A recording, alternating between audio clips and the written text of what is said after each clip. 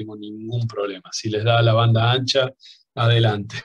Entonces vamos a ir directamente de esto. Entonces empezamos a analizar lo que es el concepto del pulso arterial, ¿sí? Entonces, un poco algo habíamos cubierto y ya les había mostrado un gráfico de onda similar a esta, ¿sí? En cuanto hablamos a el fenómeno que ocurre durante la sístole y cuando queríamos acreditar e interpretar en qué punto podemos relacionar la auscultación del primer ruido cardíaco específicamente, cuando se daba al mismo tiempo que podemos palpar el pulso, ¿sí? Que justamente menciona en el práctico las características, que habitualmente se recomienda buscar arterias que están más superficiales y no tan cubiertos por los tejidos tegmentarios para justamente apreciar la onda. Se recomienda tratar de tomar con los primero, segundo y tercer pulsos en el recorrido de la arteria, primer, segundo, tercer dedo, y justamente analizar las características del pulso en este momento.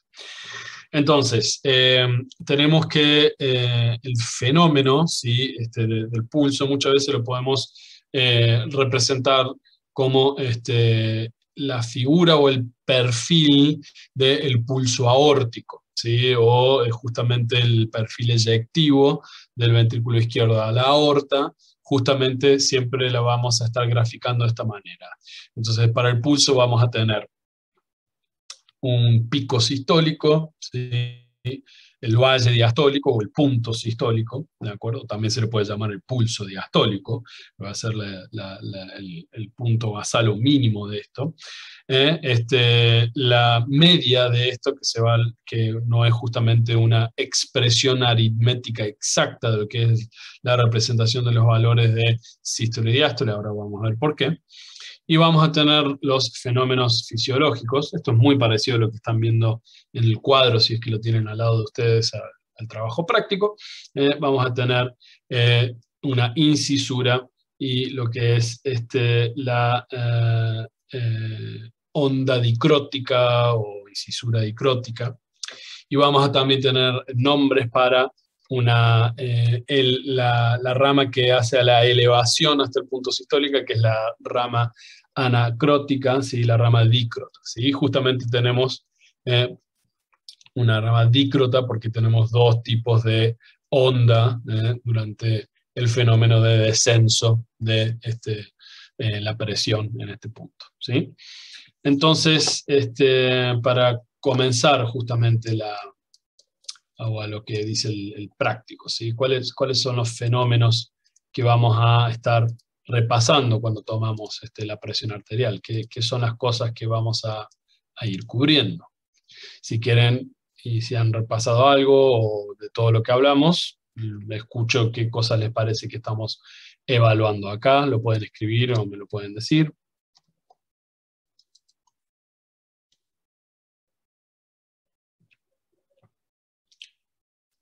Grillos, grillos, grillos. ¿Se refiere a la tensión arterial? Tensión arterial, bien, vamos anotando conceptos. Ok, ¿qué otra cosa? Cambios en el flujo sanguíneo. Cambio en el flujo sanguíneo, bien. ¿Qué otra cosa? Frecuencia cardíaca. Frecuencia cardíaca, muy interesante. ¿Sí? Vamos a ver un poco de eso. Bien, ¿qué otra cosa? Función contráctil también.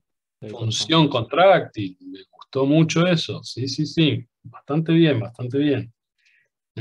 ¿Alguna otra cosa más? ¿Alguien quiere agregar? Me gustaron los conceptos que se dijeron, ¿sí? Están bastante bien. La elasticidad arterial también. Muy bien, me gustó mucho eso, la elasticidad arterial. Vamos a estar también probablemente evaluando eso, ¿sí? Resistencia circulatoria también, periférica. Bueno, bueno. Entonces, creo que prácticamente todo lo que han dicho es algo que podemos llegar a interpretar con el pulso. Pero obviamente estas son cosas que uno tiene que aprender primero, ya que no es lo mismo cuando ustedes están tomando el pulso, ya sea entre ustedes o el día de mañana cuando comienzan a hacer sus primeras prácticas, ya que esto también determina que tienen que comenzar a llenar su disco duro con estos conocimientos y tratar de hacer una traducción de lo que podemos percibir cuando estamos tomando el pulso o la interpretación básica de lo que sería una onda de pulso. Entonces recordarán que la distribución de pulso, ¿sí?, se da justamente en aquellos vasos de distribución, básicamente las arterias. ¿Estamos? La gran diferencia que tenemos entonces con el hecho de distribución arterial o de capacitancia o de capacidad o el hecho de los vasos venosos es justamente la alta presión a la cual justamente se va a transmitir esto, pero justamente llevando un porcentaje de volumen mucho menor, que van a estar más concentradas y abajo del nivel de presión en los vasos de capacitancia o justamente el lecho venoso, ¿de acuerdo? Entonces, para justamente contestar el fenómeno fisiológico. El fenómeno fisiológico al que se va a hacer referencia el pico de pulso, ¿sí?, va a ser justamente cuando la sangre está siendo rápidamente inyectada, que en realidad es medio que es un invento sajón al español, pero cuando la sangre justamente es expulsada, y me gusta más, semánticamente mejor, del corazón en lo que es ese rápido comienzo de la sístole, ¿de acuerdo? Entonces, básicamente, todo nuestro volumen sistólico siendo expulsado del ventrículo izquierdo a la aorta, ¿de acuerdo? Tenemos un pico sistólico, ¿sí?, que es donde justamente culmina esa rápida elevación de la presión intraarterial. Entonces, básicamente sería el punto más alto de nuestra onda, y es lo que justamente sentimos mejor cuando estamos palpando el pulso, ¿sí? Básicamente está traduciendo el máximo punto, y acá es donde comenzamos a hacer coincidir con los conceptos que ustedes dijeron. Este es el máximo punto de lo que es la tensión en la pared de la arteria, ¿de acuerdo? Entonces acá yo quiero aclarar algo que yo creo que muchas veces, tanto en la clase de Kremer o anterior se habían dicho. En lo que es el fundamento clínico, cuando estamos hablando tanto de presión arterial como tensión arterial, son conceptos igualitarios, es decir, que se intercambia tanto al uno mencionar tensión arterial como presión arterial. La tensión habla sobre justamente el efecto físico en lo que es en la pared, tanto que se puede llegar a dar en la pared de nuestro corazón, de nuestros ventrículos más específicamente, pero también la máxima tensión o distensibilidad, y ahí me gusta justamente el concepto que también se dijo sobre el pulso, que se va a dar justamente dentro de la arteria. Y como estamos hablando sobre una onda pulsátil, esto justamente se relaciona con el concepto físico de tensión. Así que en realidad uno puede hablar sobre la tensión que ejerce, ¿sí?, el flujo sanguíneo en su máximo punto, que hace que justamente tengamos una presión sistólica coincidiendo con la tensión máxima dentro de una pared arterial. ¿De acuerdo? Entonces, por eso, yo al menos, y creo que desde un punto de vista clínico, no nos vamos a poner demasiado minuciosos en disecar la diferencia entre tensión y presión. Acá se usa de manera indistinta. Podemos decir, te voy a medir la tensión arterial o te voy a medir la presión arterial. En realidad, lo que se mide, ¿sí?, el concepto mesurable acá es justamente la presión, ya que justamente se traduce en los milímetros de mercurio que vamos a tener en este punto, ¿sí? Y cuando hablamos sobre la tensión máxima, justamente se da en el pico sistólico, y por eso justamente acá se llama pico sistólico. Y cuando tenemos que expresar esto en un valor numérico máximo, ¿cuál es el valor numérico máximo del pico sistólico o rango fisiológico del pico sistólico en un adulto? Entre 130. 110 y 180. 120. 120, como han dicho y han escrito en el chat, es justamente el número que hay que tener en cuanto a el pico máximo, en donde hasta ese punto es el valor que hay que tratar de mantener, donde si superamos esto, se trata de una hipertensión sistólica. No vayan a creer, y tampoco voy a entrar demasiado en conceptos de hipertensión, que solamente por una sola vez que se midieron 121 ya tiene el diagnóstico de hipertensión. Pero justamente para tratar de establecer lo que es la variable fisiológica, y yo creo que siempre cuando ponemos estos números un poco mejor se entiende, ¿de acuerdo? Bien. Una consulta. Sí. Había leído yo que en realidad era como un parámetro entre 110 y 180 como máximo que se podía tener. Y que justamente dependía del estado fisiológico. 180 es una presión sistólica arterial muy alta. Es muy alta. De hecho, ya entra en el concepto de urgencia hipertensiva. Una presión arterial sistólica de 180 es deleterio y es muy malo para el organismo, ¿sí? Así que no está bien el lugar donde ha sacado ese rango, ¿sí?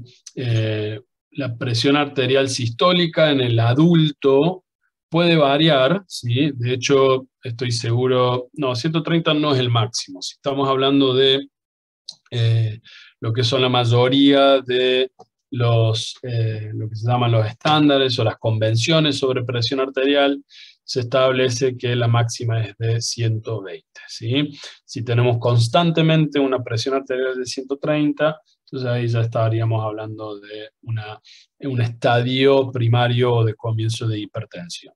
180, por cierto, es muy elevado y puede llegar a tener consecuencias sintomáticas. Profe, Ok, muchas gracias. Hola, correcto. tengo una duda. Antonella primero, después mía. Perdón, en caso de que estemos hablando de una persona que está haciendo ejercicio, ¿qué valor podríamos tomar como máximo? Bien, entonces la presión sistólica tiene que aumentarse justamente en el ejercicio para hacer todo lo que habíamos un poco hablado durante nutrición y metabolismo miocárdico, ¿sí? El consumo de oxígeno y por lo tanto la perfusión periférica justamente hace, y ya vamos a ver lo que es el concepto de gasto cardíaco, que al aumentar el gasto cardíaco, el aumento de la presión sistólica también va a ser justamente concomitante, ¿sí? ¿Cuánto puede aumentar? Y habitualmente si se está superando más de 220 constantemente en el ejercicio, entonces uno puede hablar de hipertensión inducida por ejercicio o hipertensión durante el ejercicio. Pero tranquilamente las pruebas de esfuerzo podemos ver cuando evalúa a adolescentes deportistas, esto puede aumentar tranquilamente a 180, 190, ¿sí? Entonces en el ejercicio, ¿sí? Entonces en reposo, no necesariamente 180 es el valor máximo en ejercicio, ya que tranquilamente podemos ver 190 o 200. Mientras disminuya su estado basal no hay ningún problema. Entonces en reposo la máxima es hasta 120 milímetros de mercurio. Nuevamente, esto es en el valor máximo teórico de adulto. Si tenés menos de 120 está mal, no, pero una presión sistólica habitualmente no debería ser menor en algunos casos de 95. Muchos de ustedes en este momento incluso pueden llegar a tener una presión de reposo de 95 y no es patológico, no es que tienen que ingresar a que se les pase solución fisiológica a chorro.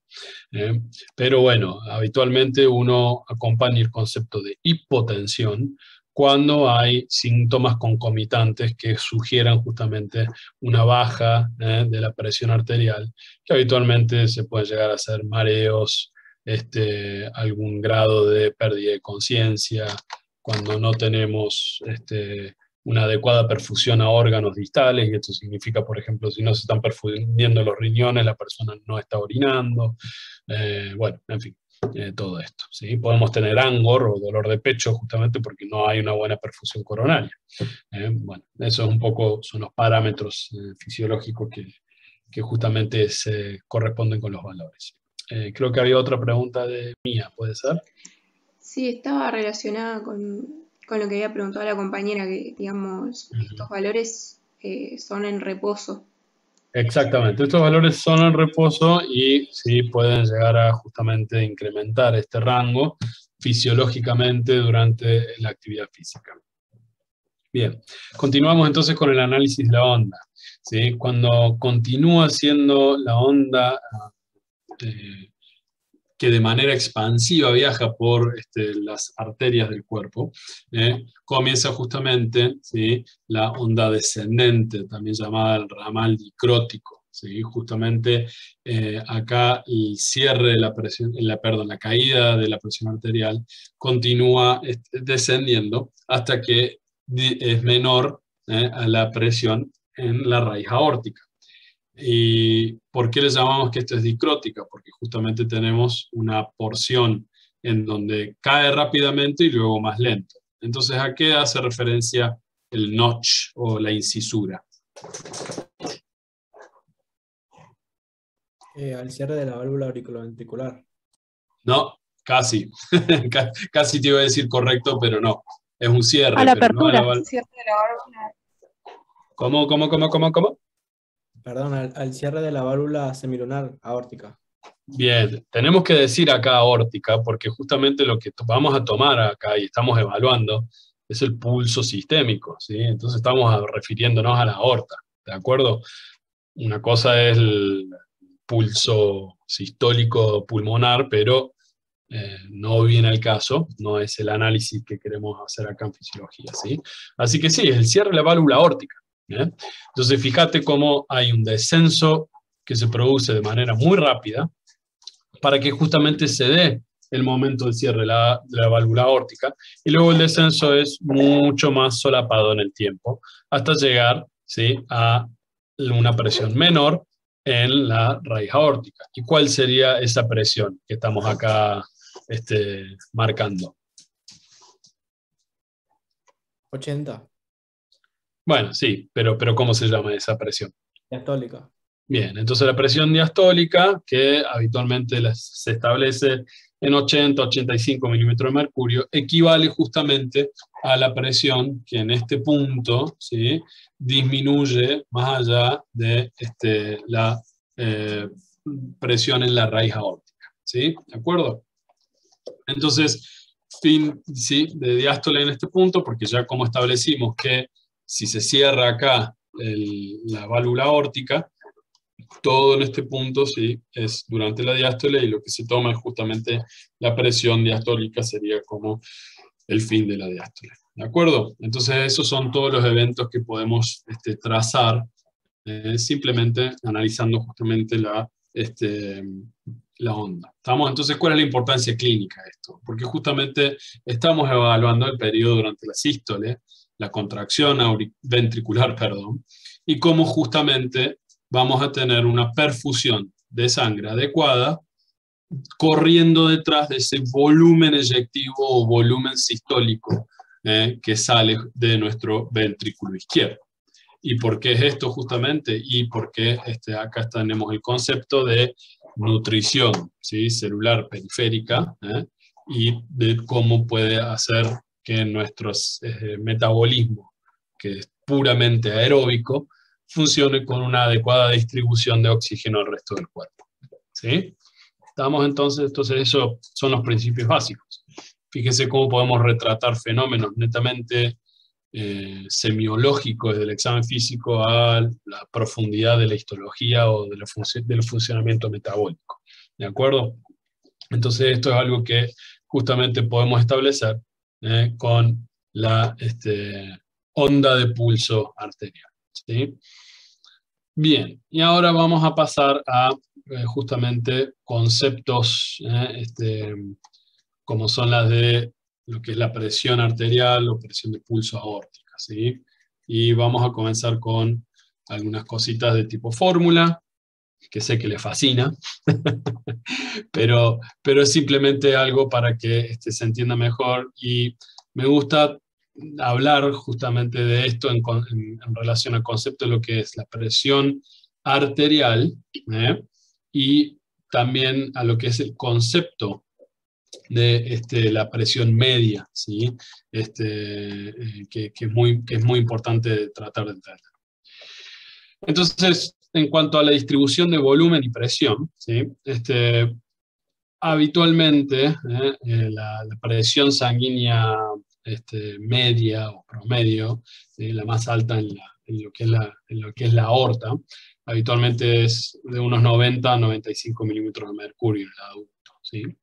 Y es muy importante ver cómo esto va progresando desde la eyección cardíaca al resto del cuerpo, ¿sí?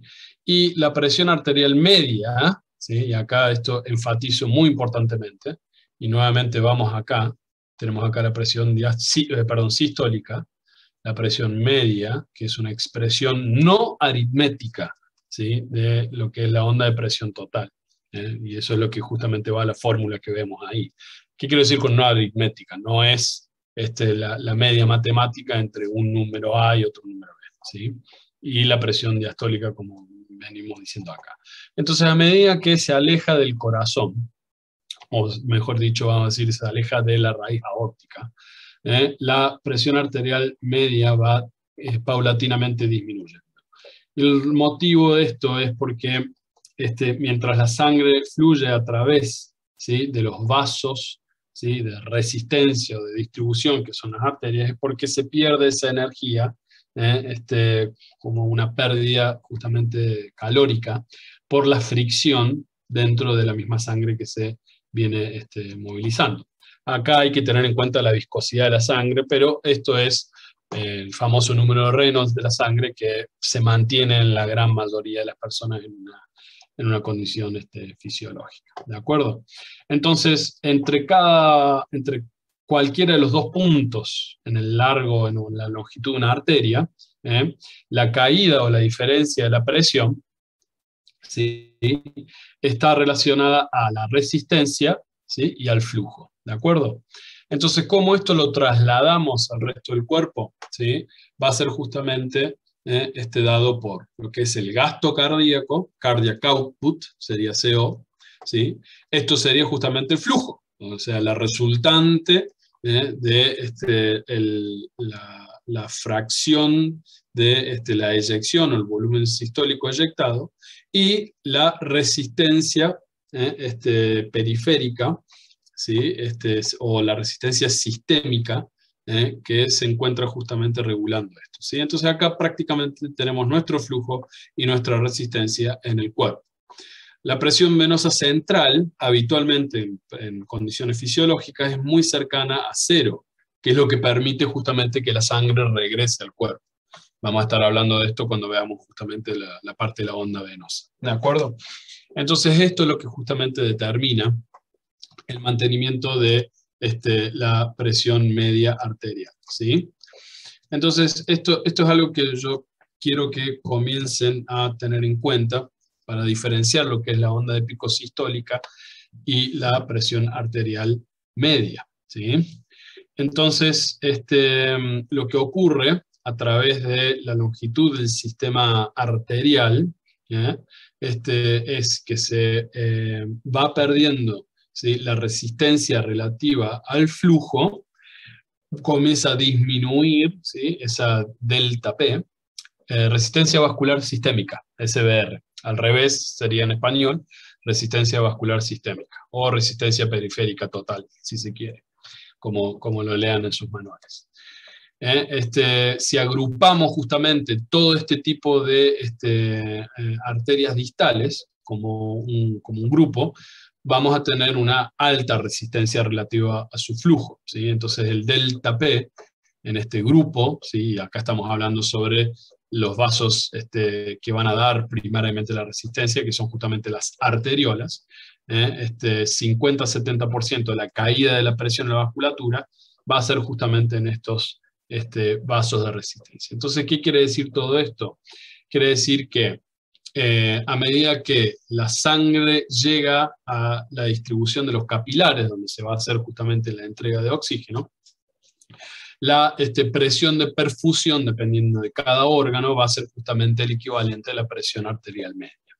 Entonces, nuestra presión arterial media básicamente está hablando sobre cómo eficazmente se está perfundiendo, ¿sí?, cada uno de estos órganos. CVP es presión venosa central, ¿sí?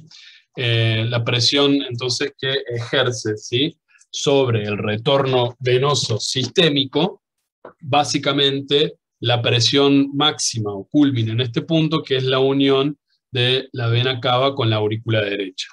A este punto, la cantidad de milímetros de mercurio es prácticamente cero, ¿sí? La presión intra-aurícula derecha normalmente se expresa en una media de 3 a 5, no mucho más de eso.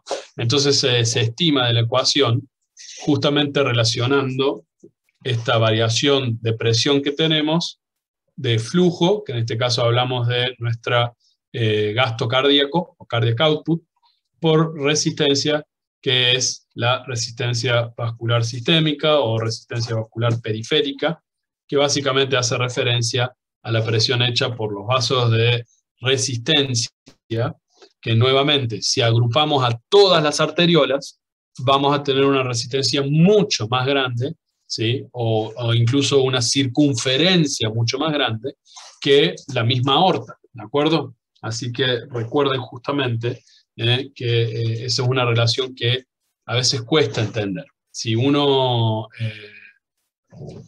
PAM sería presión arterial media. Cuando yo digo la PAM me refiero justamente a la presión arterial media, ¿sí? Entonces la PAM va a ser lo que marca la presión de perfusión en los órganos. Es decir, la representación del punto en la cual la caída de presión en la vasculatura de los vasos de resistencia o en las arteriolas cae para que justamente se logre una presión capilar y a la vez un flujo capilar adecuado para la entrega de oxígeno a los tejidos, ¿sí? No podemos hablar de intercambio gaseoso porque eso ocurre en los pulmones y eso es otra presión, ¿sí? Recuerden que estamos hablando sobre lecho sistémico, ¿de acuerdo? Bien, entonces expresamos justamente esta presión arterial media y como pueden ver en las fórmulas de sus prácticos. ¿Dónde estaba? No, se me perdió. Bueno, esto siempre estaba. Bueno, ahí van a encontrar entonces sí, CVP es presión venosa central. Entonces la MAP, habitualmente la expresamos como un tercio de la diferencia de la presión sistólica y diastólica sumado a la presión diastólica, ¿sí? Entonces si ponemos los valores de 120-80 y hacemos este cálculo, habitualmente da 93, ¿sí?, haciendo ese cálculo. Entonces, habitualmente, eso es uno de los cálculos que vamos a hacer, ¿sí? No hay un valor único para la presión arterial media o la MAP, ¿sí? Esto también puede llegar a variar, donde va a estar muy supeditado a lo que es la diferencia entre la presión sistólica y la presión diastólica. Y cómo justamente podemos ver el grado de alteración de la presión arterial media, justamente dependiendo de la resistencia vascular sistémica o la resistencia periférica total. Entonces, justamente cuando tenemos para un gasto cardíaco dado, que habitualmente tenemos el gasto cardíaco normal en el adulto, es más o menos entre 4 y 5 litros minuto por metro cuadrado. En este caso lo planteamos que esta variable es la que se mantiene fija en condiciones en las cuales el corazón está normalmente actuando, y lo que va a ser justamente la variable de la presión arterial media va a estar dada por los grados de aumento o disminución de la resistencia vascular periférica, ¿sí? Entonces, vamos a tener a dada resistencia vascular sistémica un incremento de manera lineal, ¿sí?, o también una disminución de la misma manera, ¿de acuerdo? Y esto justamente ocurre, ¿sí? En el aumento de la resistencia vascular sistémica, cómo esto puede llegar a repercutir, ¿sí? Eventualmente en el gasto cardíaco, porque vamos a ver el concepto de poscarga, que es lo que justamente se va a dar si vamos a tener un aumento hacia lo que tiene que inyectar el corazón, ¿de acuerdo? Y por consiguiente, si vamos a tener una disminución en la resistencia vascular sistémica, vamos a tener también la caída en la presión arterial media, ¿sí? Ya que de manera concomitante se van a ir disminuyendo los conceptos de presión sistólica y presión diastólica, ¿sí? Entonces estos son algunos de los grafiquitos que ya van a aparecer para relacionar justamente estos conceptos. Y después habla sobre a ver, ¿dónde está? Presión de pulso, ¿sí? Lo que es la presión de pulso aórtica es justamente esto. Entonces acá tenemos una aorta horizontal, ¿sí? Como si la persona estuviese acostada. Y tenemos justamente acá el corazón latiendo. Y acá estamos analizando los distintos grados de presión, ¿sí? Entonces habíamos dicho que si vamos a trazar justamente la presión arterial media, como si fuese una flecha imaginaria, perdón, un trazo imaginario que está pasando por acá, ¿sí? Habíamos dicho que a medida que nos alejamos del corazón, la presión arterial media va disminuyendo. Y esto justamente sucede por la ampliación entre la diferencia de la presión sistólica con la diastólica. Y esto es lo que justamente hace la presión de pulso. Entonces, a medida que la sangre fluye, ¿sí?, por la aorta, alejándose del corazón hacia las distintas lechos de distribución en las arterias, justamente la forma de la curva de la presión va cambiando porque a medida que se va alejando va aumentando la presión sistólica. Y esto justamente gracias a lo que es el fenómeno de amplificación de la onda expansiva de la circulación o de la onda de pulso, ¿sí?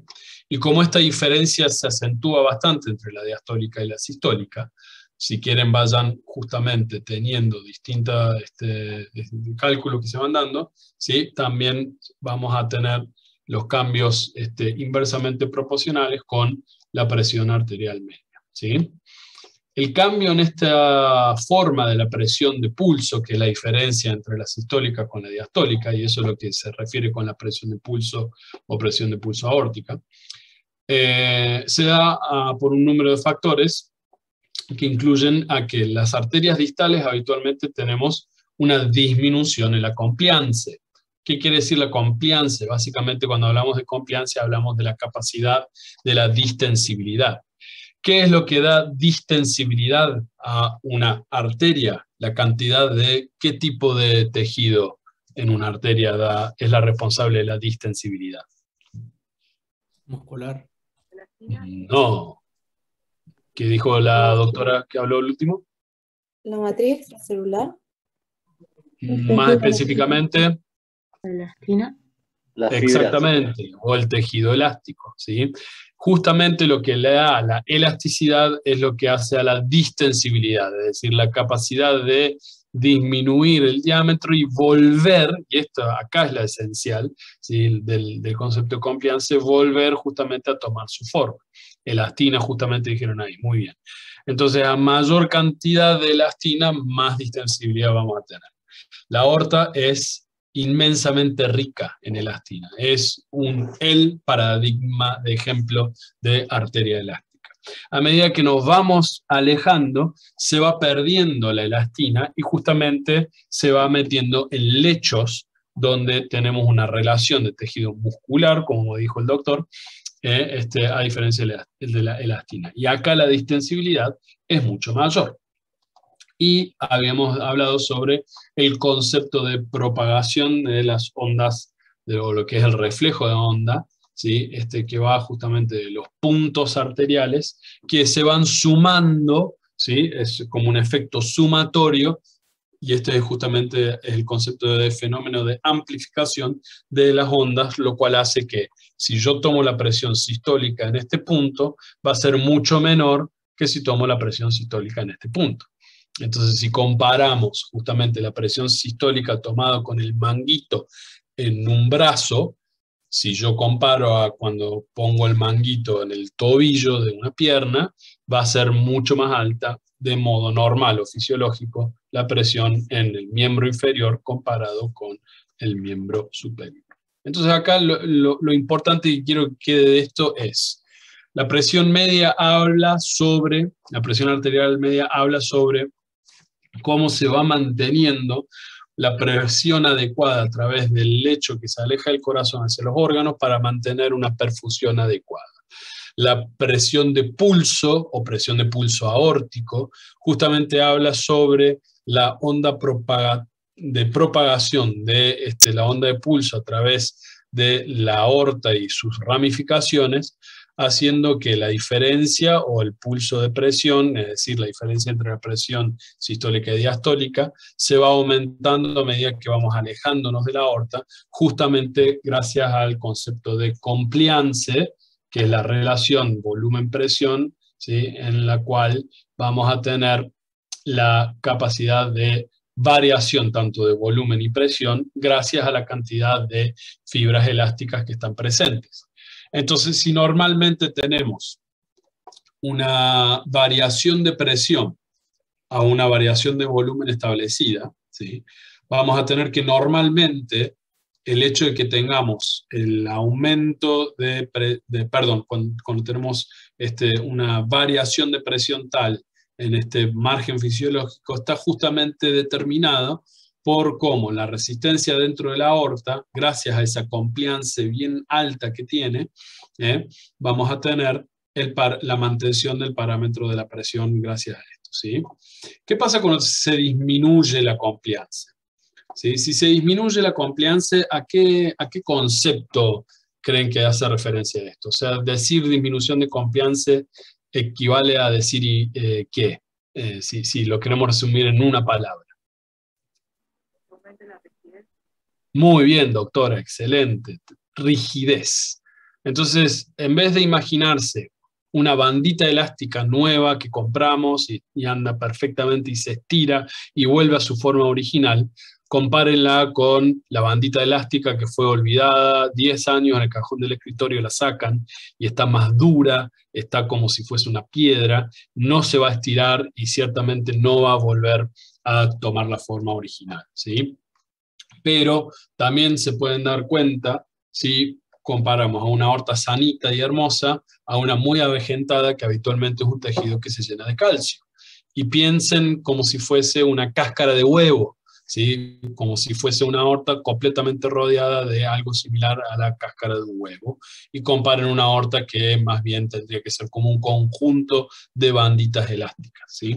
Entonces esto quiere decir que esa rigidez va a dar la nota para que yo tenga que, para mantener un volumen adecuado de la eyección aórtica, voy a tener que hacer mucho más presión para aumentar el diámetro de esa aorta porque no es compliance, no es distensible lo suficiente como para mantener ese volumen y yo voy a tener que hacer mucho más presión, ¿sí? Entonces, en estos fenómenos, justamente, yo puedo llegar a tener mayor presión intravascular. Y esto es lo que justamente sucede con la aterosclerosis, ¿sí? Mientras más rigidez tenga mi resistencia vascular sistémica, más voy a tener justamente una presión intravascular, y por eso las personas que tienen aterosclerosis van a tener habitualmente una tendencia a la hipertensión. ¿Qué pasa cuando aumenta justamente el volumen de eyección? ¿Sí? Cuando aumento el volumen de eyección, ahí sí voy a tener que obligadamente modificar, ¿sí?, mi delta P o mi variación de presión. Y esto justamente ocurre cuando tenemos un ventrículo izquierdo que impulsa mucho más volumen del que debe. Y esto se puede dar en una lesión muy típica cuando tenemos lo que se llama una insuficiencia de la válvula aórtica. ¿Qué ocurre? Cuando la válvula aórtica se cierra, habitualmente no tiene que volver sangre de la aorta al ventrículo. En cambio, cuando tenemos insuficiencia por X causa, tenemos un retorno de volumen aórtico al ventrículo en justamente un momento que es la diástole. Entonces, al mismo tiempo que se está llenando porque tenemos abierta la mitral, también se está llenando porque la válvula aórtica no es competente suficiente y vamos a tener un ventrículo izquierdo mucho más aumentado de volumen. Entonces, por eso también habitualmente vamos a tener una gran diferencia de pulso de presión con una sistólica muy alta y con una diastólica muy baja, ¿sí? Una manera de entender muy bien esto, que es un video que encontré hace poco y es un concepto del cual aprendí este año, que me encantó.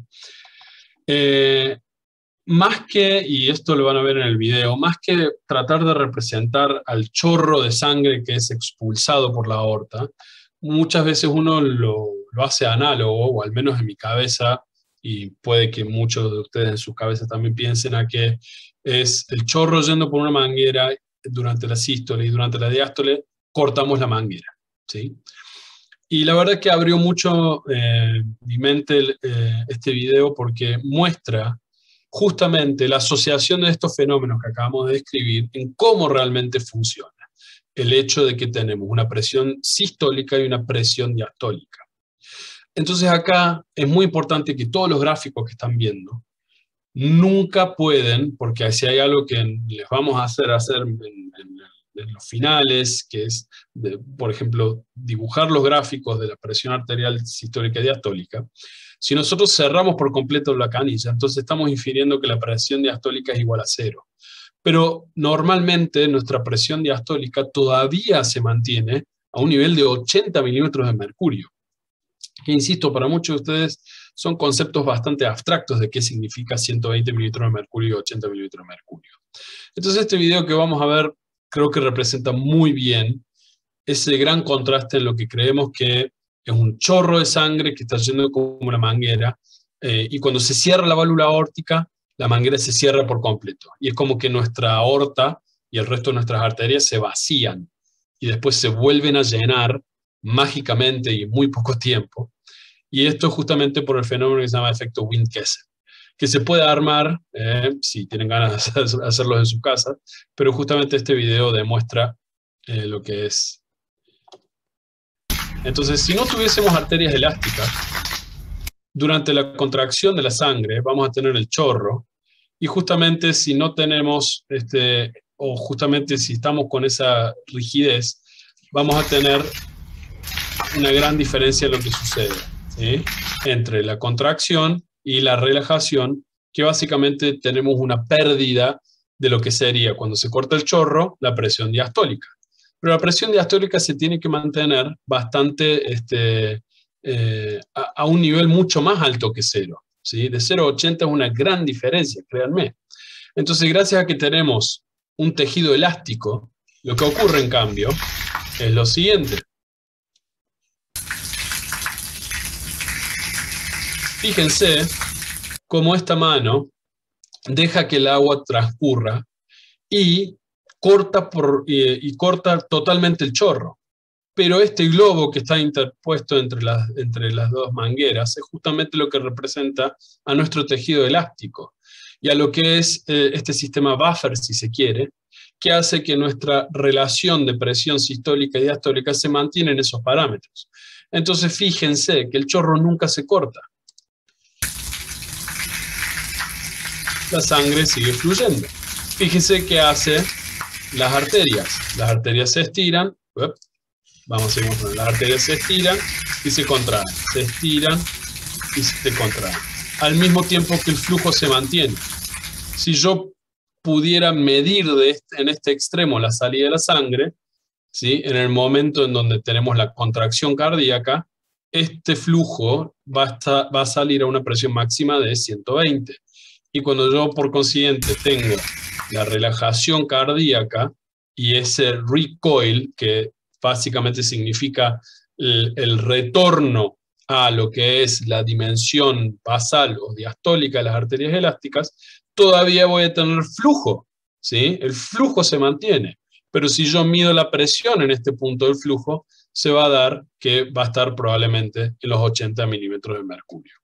No sé si esto les aclaró el tema de cómo funciona la presión sistólica y diastólica y cómo hay un flujo constante todo el tiempo. Yo creo que este mecanismo ayuda a entender bastante, y acá les puse el preparado histológico de una arteria elástica donde con la tinción de orseína se tiñe justamente la capa elástica, que básicamente esto es el paradigma de nuestra circulación, ¿sí? Entonces esto yo creo que en muy poquito tiempo se explica cómo es el tema de la onda de pulso, qué es la presión de pulso, qué es la presión sistólica y qué es la presión diastólica. Entonces, insisto, se pone matemático a veces, se pone estas cosas de el eje de la X y de la Y y la curva de compliance, y está, a veces suena cansador, pero creo que esto básicamente lo resume.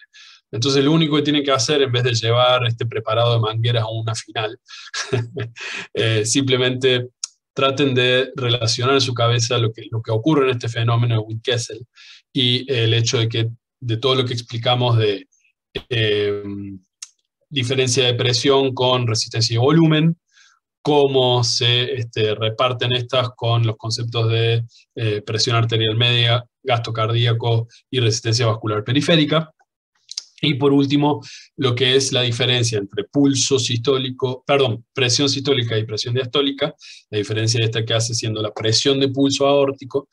Todo esto está resumido en estos segunditos de video, ¿sí? Después le paso el link por el chat si quieren verlo en su casa, ¿sí? Bueno, muy bien. Profe, Sí. una consulta. Teniendo en cuenta lo que acabamos de ver y tanto que venimos hablando de la presión arterial, entonces, no sé, es como una idea que tengo en la cabeza y quiero saber si estoy pensándolo bien o estoy pensándolo mal.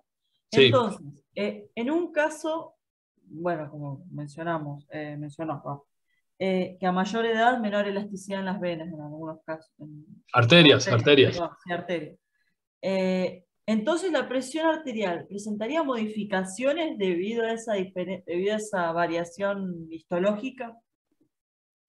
Es lo que justamente dijimos. Si tenemos mayor rigidez, siempre acá hay que tener en cuenta esas dos variables, presión y volumen. Por eso puse la fórmula aquí al comienzo, donde reemplazamos volumen, que es lo que sucede en cada eyección sistólica, que es básicamente nuestro gasto cardíaco. Porque el gasto cardíaco, ¿qué otra variable combina? La frecuencia cardíaca. Siempre vamos a tener una frecuencia cardíaca mientras estemos vivos, así que por eso la descartamos, y básicamente esto hace a lo que es nuestro flujo, nuestro volumen, y a la resistencia. Mientras más resistencia, ¿sí? Más voy a tener que acomodar mi volumen sistólico eyectivo, que es también, nuevamente, si yo me quiero mantener vivo, voy a tener una constante volumen eyectivo, ¿sí? Pero para que esto justamente se distribuya de una manera que pueda perfundir al resto del cuerpo, si yo tengo una pérdida de la compliance como causa de aumento de la resistencia, entonces se va a ver reflejada en mi onda de presión sistólica, que justamente va a ser mayor, ¿sí? Porque como refleja acá, si tenemos una disminución en esa compliance, es decir, nuestra curva se va achatando de esta manera, yo tengo que generar una mayor presión para poder acomodar el volumen. Imagínate que vos tenés que sí o sí mantener un volumen de 5 litros a través de un sistema de mangueras, en que si yo te voy apretando la manguera, yo voy a tener un poquito de cómo el volumen de la bomba va a empezar a alterar el mecanismo de funcionamiento. Entonces vos lo que tenés que hacer es aumentar esa presión para que pueda ir por tu sistema rígido. Entonces la idea es no sean rígidos con la edad. Tenemos que mantenernos distensibles, muy compliance, como para que nuestra presión arterial se mantenga en valores fisiológicos y no tengamos que aumentar la presión, ¿de acuerdo? Bien, este grafiquito también es útil, que un poco es parecido a refleja justamente cómo serían las ondas de presión sistólica en la aorta y cómo estas van aumentando si vamos, por ejemplo, al pedio dorsal, ¿sí? Entonces, justamente por los conceptos que acabamos de hablar de amplificación de la onda, esta va a ir aumentando. Y justamente vemos acá cómo se compone, ¿sí? En función de tiempo, la presión diastólica y sistólica, y nuevamente la rama anacrótica y dicrótica, ¿sí? Profe, Bueno, sí, el concepto de que la presión arterial media aumenta a medida que se aleja de la aorta. la presión sistólica, la presión media va disminuyendo más que nada cuando va alejándose de lo que es el sistema macroarterial, si se quiere. Y cuando ya está ingresando, ¿sí?, a las arterias de menor diámetro y el sistema arteriolar, ahí va disminuyendo. Se hace una caída marcada de lo que es la presión arterial sistémica. Es decir, lo que hace disminuir la presión arterial media es justamente la variación de la resistencia. ¿De acuerdo? Entonces, cuando hablamos de presión sistólica y presión arterial media, son cosas distintas. Bien. Sí, claro que sí, exactamente. ¿Sí? La presión arterial sistólica es el punto máximo de la presión en un sistema arterial que vamos a tener. ¿Sí? Vamos a tener una presión sistólica intraventricular, intraórtica o intrarradial, ¿sí? O intrabraquial, si se quiere. ¿Estamos? Entonces, lo que justamente va a hacer, ¿sí?, la presión arterial media es básicamente la relación entre mi eyección sistólica, ¿de acuerdo?, en función a la resistencia vascular que yo tenga y el gasto cardíaco que yo tenga, ¿sí? En esa ecuación entra la presión de llenado, que básicamente vendría a ser la presión venosa central. Pero como habitualmente está cerca de cero, simplemente simplificamos la presión arterial media como la expresión de la relación del gasto cardíaco con la resistencia periférica vascular, o la resistencia vascular periférica. Bueno, continuamos. Bien, entonces, todos estos fenómenos los podemos justamente dar en la frecuencia del pulso radial, que justamente es un parámetro que habitualmente también nos está hablando sobre la frecuencia cardíaca, y entonces también nos está diciendo a qué frecuencia se está perfundiendo de manera constante nuestro sistema. El ritmo, básicamente la distancia entre cada uno de los latidos, y recuerden que puede llegar a ser regular o irregular, y también es un poco reflejo de lo que hablamos sobre las variaciones de la frecuencia cardíaca. Cuando hablamos de la igualdad, ¿sí?, justamente acá puse el ejemplo de lo que se llama el pulso alternante, ¿sí?, que habitualmente en estados de gasto cardíaco muy severamente disminuido, porque podemos llegar a hacer una fuerza para hacer un latido eficaz, pero el latido siguiente es menos eficaz y así va alternando, ¿sí? Entonces esto es una situación lejos de lo ideal y lejos de lo fisiológico, pero justamente podemos llegar a tener distintas o diferencias en lo cual es la plenitud de la onda, ¿de acuerdo? Y lo que es la amplitud o la altura de la onda, esto algunas veces es algo que uno hace, puede llegar a ser algo comparativo. Por ejemplo, si tenemos una lesión obstructiva de, no sé, la arteria radial del brazo izquierdo, a diferencia del derecho, probablemente lo que es la amplitud del brazo donde no tenga la obstrucción sea mucho más importante, y en cambio cuando comparo con el otro brazo es mucho menos palpable o perceptible. ¿De acuerdo? Bien. Pulso venoso, justamente, como dice en el práctico, la onda de volumen que refleja cómo es el retorno venoso al corazón, en este caso el corazón derecho, ¿sí?, porque estamos hablando del retorno venoso sistémico, ¿sí? El otro retorno venoso es el retorno venoso pulmonar, que vuelve a la aurícula izquierda, pero acá justamente hablamos sobre lo que es el retorno venoso sistémico. Y también es un parámetro muy importante porque básicamente habla sobre el determinante de mi llenado ventricular, ¿sí? Y el determinante del llenado ventricular habla sobre un concepto muy importante que vamos a ver el día de mañana, que es la precarga, ¿sí? Entonces eso justamente el valor, si se quiere, o la importancia clínica. Estamos hablando sobre cómo está el lecho venoso, ¿sí?, en cuanto a su resistencia y capacidad de volumen, y cómo retorna al corazón, para que el corazón tenga justamente una precarga apropiada que va a ser justamente un determinante del gasto cardíaco, y al mismo tiempo un determinante de mi volumen eyectivo, que a su vez es el determinante de la presión arterial, más específicamente la presión arterial media. Ven cómo todo se relaciona, ¿sí? ¿Cómo habitualmente lo vemos? Lo podemos ver de dos maneras. Una manera es simplemente analizar la calidad de nuestro pulso venoso, que es algo que vamos a percibir visualmente. Por eso muchos no incurren, porque creen que es como una contradicción en lo que es pulso venoso, ya que no es tomar el pulso, es decir, que no vamos a poner o apoyar el dedo en nuestra yugular interna para evaluar el pulso, sino que más bien vamos a ver un fenómeno visual que no muchas veces se ve, y cuando es algo muy marcado, habitualmente vamos a tener algún tipo de patología, muy probablemente, ¿sí? Y aparte del asesoramiento visual, podemos justamente estimar y medir, ¿sí? Ya que tenemos el concepto de centímetros de agua, que básicamente se coincide con los centímetros de la unidad de longitud del sistema internacional. Entonces muchas veces podemos justamente hacer una evaluación numérica de esto, ¿sí?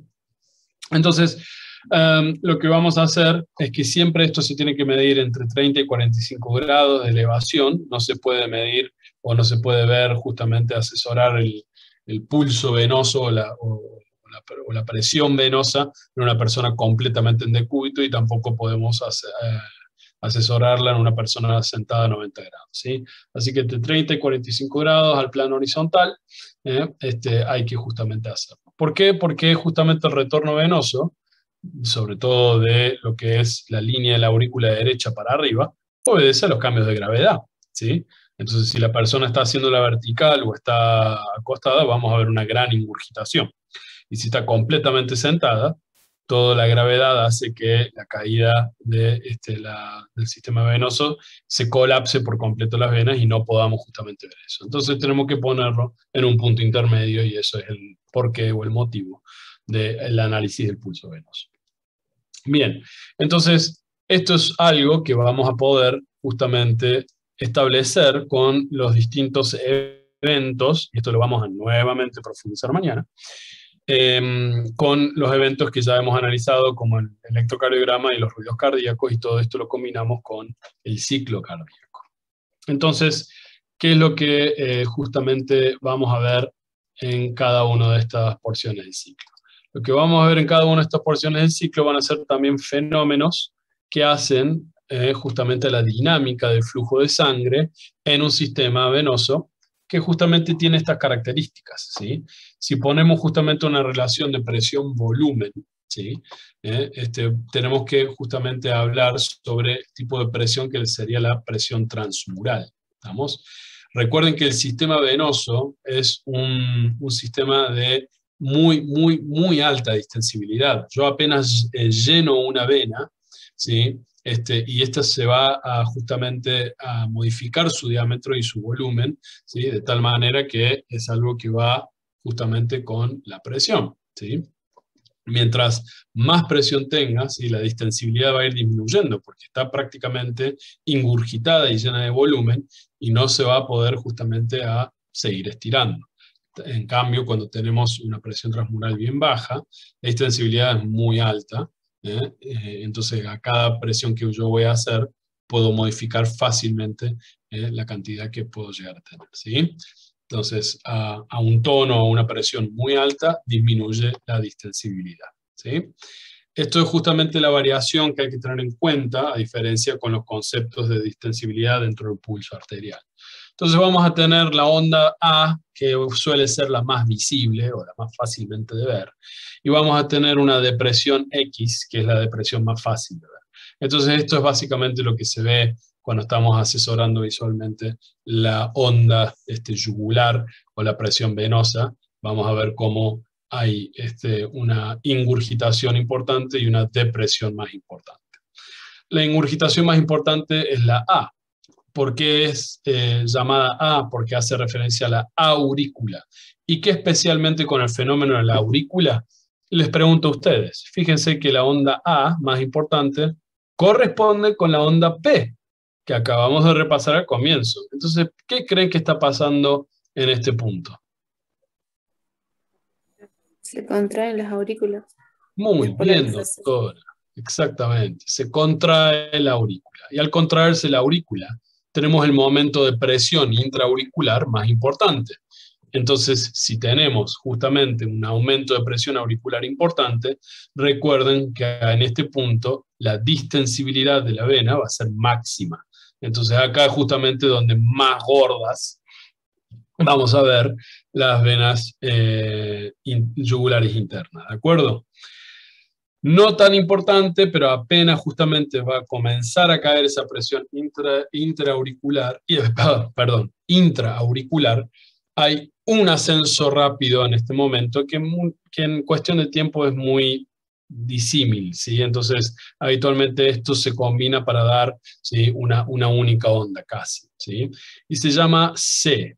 Entonces, ¿qué creen que está pasando acá en C? Que casi al mismo tiempo se da con el R1 y con el comienzo del QRS. ¿Qué creen que puede llegar a estar pasando acá particularmente?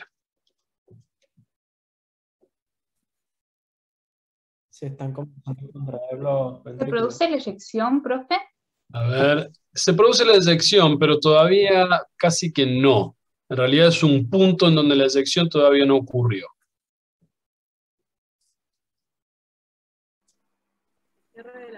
¿No es cuando se cierran las válvulas?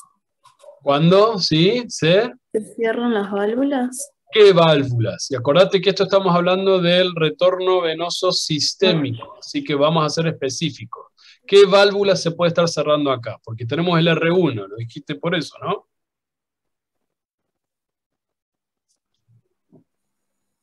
¿Se cierran las válvulas auriculoventriculares? Está bien, pero ¿cuál? Porque acá tenemos la vena yugular, ¿sí? Entonces hay una válvula que refleja esto. La tricúspide. La tricúspide, entonces. Muy bien, se cierra la válvula tricúspide. Cuando se cierra la válvula tricúspide, termina de elevarse longitudinalmente el ventrículo derecho. Al mismo tiempo, el ventrículo izquierdo hace lo mismo con el cierre de la válvula mitral. Y eso es muy importante tener en cuenta, porque es justamente una de las características del comienzo de la fase de contracción isovolumétrica. Entonces, en este punto no hay una pérdida de volumen. Por eso es incorrecto decir que en este punto tenemos eyección, ¿sí? Por eso las corregí a las alumnas que me dijeron esto. Entonces, cuando se cierra la válvula tricúspide, tenemos una excursión longitudinal de los ventrículos hacia la aurícula y por eso tenemos como otra onda positiva más. Pero en lo que es la realidad o en el análisis del examen físico vamos a ver una gran elevación de la vena yugular en este punto. Entonces la C viene de close, que sería cierre en inglés, o también pueden asociarlo con cierre de válvula tricúspidea. ¿De acuerdo? Mónica, tenés el micrófono abierto, no sé si es porque estás por preguntar algo. No, bueno. No hay problema. Yo por ahí pienso que me van a preguntar. Entonces se cierra la válvula tricúspide y al mismo tiempo recuerden que ya les mencioné que por un periodo muy breve también van a estar cerradas las válvulas aórtica y pulmonar. ¿Hasta que qué sucede? Ahí sí tenemos la eyección, ¿sí? Prácticamente lo que ocurre entre R1 y R2. Y acá tenemos la sístole. Entonces, como tenemos la sístole ventricular, ¿qué pasa con las aurículas? Se relajan. Exactamente. En inglés, relax. Y por eso la X. ¿Ok? Entonces, tenemos el valle, y esto es notorio justamente cuando estamos viendo esto y analizando, vemos cómo las venas yugulares pasan a estar como en bajo relieve, y esto se puede apreciar. Bien, entonces, esto corresponde a la sístole ventricular. ¿Y qué pasa cuando tenemos esta onda positiva o la V? ¿Qué pasa en la V? ¿Comienza qué? Comienza el retorno venoso de nuevo. Muy bien, doctor. Comienza el retorno venoso, entonces las aurículas comienzan a llenarse, ¿sí? Se llena la aurícula izquierda del retorno venoso pulmonar y la aurícula derecha del retorno venoso sistémico, ¿sí? Entonces prácticamente tenemos acá en la onda de pulso venoso la división entre sístole y diástole está dada justamente por la onda B, ¿sí? Se está terminando la sístole, porque está terminando de eyectarse el último contenido de sangre de los ventrículos, al mismo tiempo que comienza el llenado auricular rápido, ¿sí?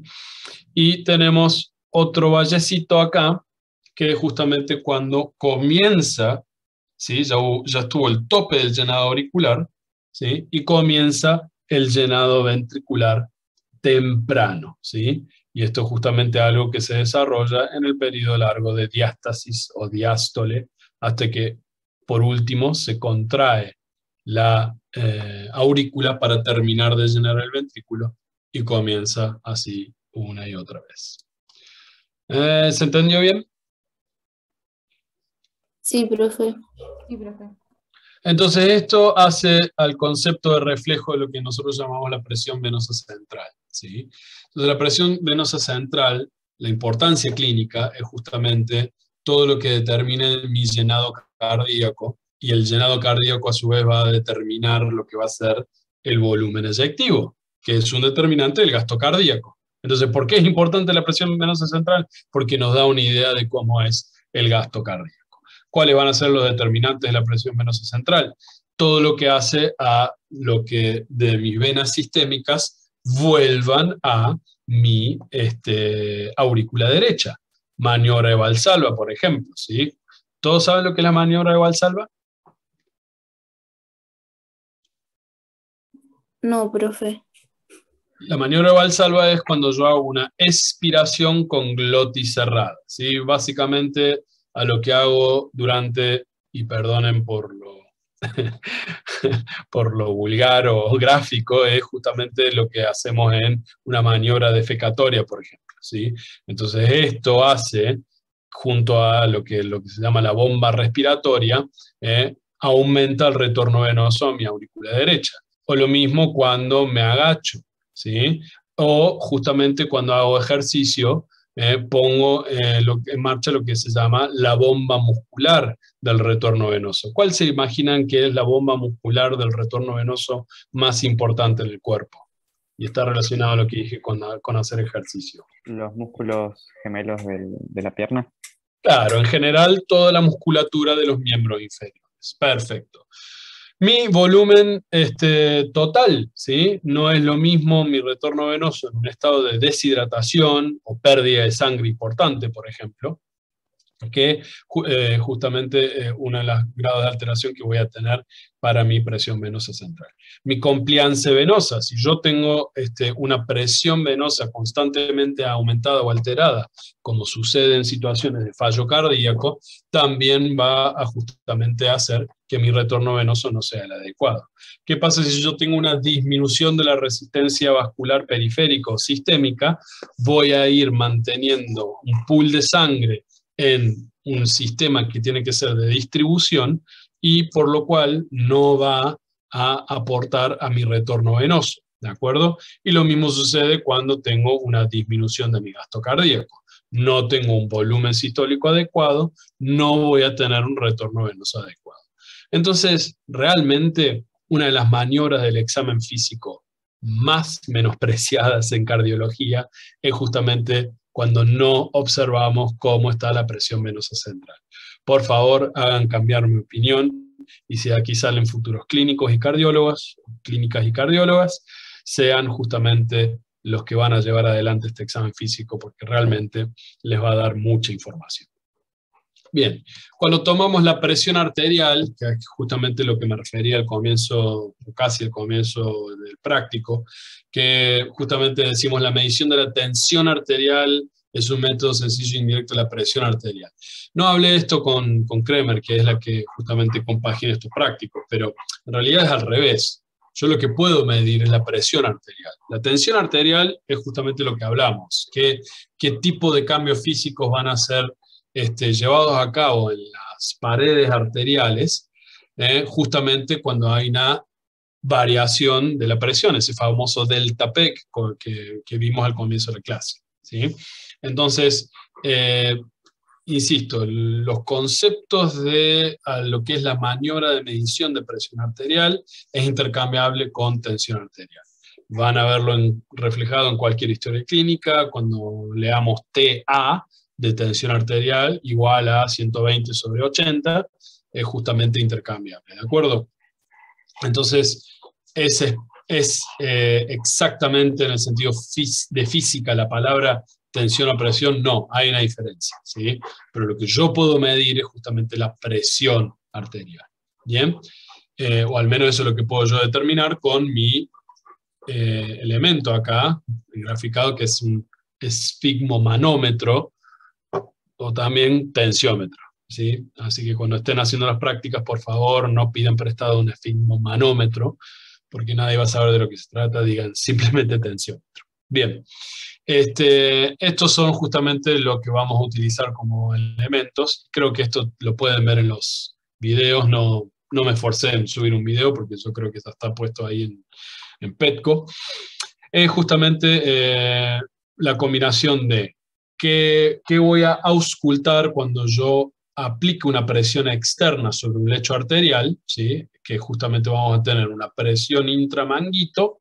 Les dejo a ustedes ver justamente qué es lo que tiene que ser adecuado para la medición de la presión, y qué es lo que va a pasar con la presión adentro de la arteria, pero en cuanto a un fenómeno auscultatorio.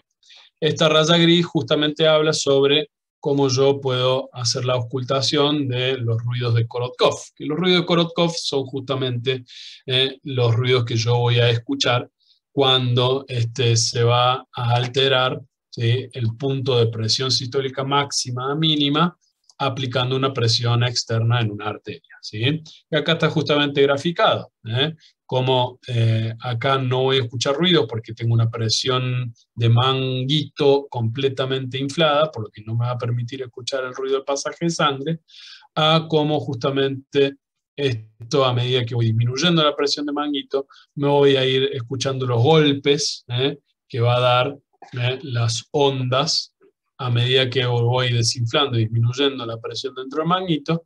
La disminución de los golpes me van a representar la presión sistólica y diastólica en cada una de estas fases. Las fases están descritas en cualquier libro de semio, en cualquier libro de fisio. Hasta el día de hoy no puedo reconocer cuál es fase 2, fase 3 o fase 4. Así que van a saber que el primer ruido, que habitualmente es una díada, ¿sí?, habitualmente suelen ser 2 pulsos consecutivos, apenas comenzamos a desinflar el manguito, lo primero que se escucha, o el ruido 1, la fase 1, nos va a dar la presión sistólica. Entonces, atentamente con mi estetoscopio, con una mano y la otra mano va justamente desajustando la válvula de escape, así se disminuye la presión, voy mirando la aguja y veo en qué momento en que se modifica la aguja coincide con el momento en que escucho el primer ruido de Korotkov, ¿de acuerdo? ¿Cómo sé hasta cuánto inflar? La manera correcta es, a medida que estoy inflando, mantengo mis dedos en la arteria radial, o sea, distal, si estamos tomando la presión sobre la arteria braquial, voy inflando hasta que ya dejo de sentir el pulso a nivel radial. En este punto dejo de inflar y comienzo a desinflar. Si se trata de adultos, habitualmente mis profesores decían inflen directamente hasta 150, porque si llegan a inflar hasta 150 y ustedes están escuchando al mismo tiempo, entonces ya saben que el paciente está con una hipertensión importante. En cambio, si inflan hasta 150 y no escuchan nada, comienzan a desinflar. Esto es anticientífico, pero mucho más práctico, ya que les va a ayudar por lo menos las primeras veces que tomen la presión en los pacientes. Más o menos a una velocidad de 2 milímetros de mercurio por segundo o por latido, comenzamos a disminuir, seguimos escuchando todos estos ruidos, hasta que escuchamos un último ruido y dejamos de escuchar. Entonces, cuando escuchamos ese último ruido, o el quinto ruido de Korotkov, ahí justamente nos está definiendo la presión diastólica. ¿De acuerdo? Entonces, eso es justamente una medida no invasiva, muy sencilla de hacer justamente la medición, ¿sí? No tengo mucho más que agregar con esto. Ya hablamos de presión de pulso y la presión arterial media. ¿Qué es el llenado capilar? Bueno, el llenado capilar justamente habla sobre la calidad del volumen que yo tengo justamente en los lechos capilares, ¿sí? Entonces, con un método muy sencillo y muy fácil de interpretar, yo puedo presionar aproximadamente entre 5 a 10 segundos, cosa de que ya puedo hacer clarear, por así decir, todo el lecho capilar del dedo, por ejemplo, que es uno de los lugares más comunes donde se toma el pulpejo del dedo, o ver el lecho ungueal, que es justamente el lecho capilar por debajo de la uña, para ver cómo se vuelve a perfundir o a llenar, ¿sí? Si la demora es mayor a 2 segundos, y acá habitualmente tenemos cierto punto gris en donde si está entre 2 y 3 segundos no es muy grave, pero si definitivamente es más prolongado de 3 segundos puede llegar a estar indicando, primero vamos a pensar en una vasoconstricción muy importante o en una depleción de volumen muy importante. Y eso es lo que yo justamente puse como ejemplo, en que si yo tengo mi determinante de presión venosa, por ejemplo, si yo tengo una disminución del plasma intravascular, por ejemplo, o cuando tengo una pérdida de sangre muy importante, esto se va a ver reflejado en mi capacidad de mantener el volumen minuto a lo que justamente hace mi gasto cardíaco. Entonces, en una situación como esta, voy a tener un enlentecimiento de mi llenado capilar. Entonces, esto puede llegar a ser un signo bastante precoz si yo estoy en un estado de deshidratación. Y por otro lado, también refleja los estados de vasoconstricción o de acumulación patológica de sangre en un lecho de distribución. Entonces, esto sucede cuando tenemos un gasto cardíaco muy bajo, o, por ejemplo, cuando estamos en una situación de lo que se llama shock, donde la primera reacción es hacer una vasoconstricción periférica muy importante, porque la cantidad de flujo se tiene que manejar hacia los órganos internos. La piel es un órgano que está muy perfundida y que no va a necesitar de una gran cantidad de sangre en un momento de shock, entonces el cuerpo, gracias al sistema nervioso autónomo, puede regular la distribución del flujo sanguíneo al cerebro, al corazón, al hígado, al intestino, a los pulmones, ¿sí? Por eso en una situación de shock estamos más pálidos, tenemos sudor frío, porque las glándulas sudoríparas se activan para mantener hidratada la piel, ya que se quedó sin sangre, por así decirlo. Entonces, acá justamente también tenemos otro de los motivos y las causas por las cuales vamos a tener un relleno capilar retardado. Esto es de vital importancia más en pediatría que en medicina del adulto, ¿sí? Porque justamente habla sobre cuán endeble puede llegar a ser y la rápida adaptabilidad que tienen muchos de los niños ante los comienzos de un shock de tipo hemodinámico o cardiogénico. En el adulto también pasa, pero ¿qué es lo que pasa también? Tenemos pérdida de la capacidad de turgencia y de hidratación de la piel, entonces algunas veces puede llegar a ser un signo confuso en algunos adultos, sobre todo si son muy viejos. Pero en pediatría el relleno capilar es prácticamente algo que es más difícil de obtener, por ejemplo la presión arterial en un neonato. El relleno capilar es de una información muy valiosa, justamente en los rangos de edades del neonato y de los niños pequeños. Bueno, muy bien.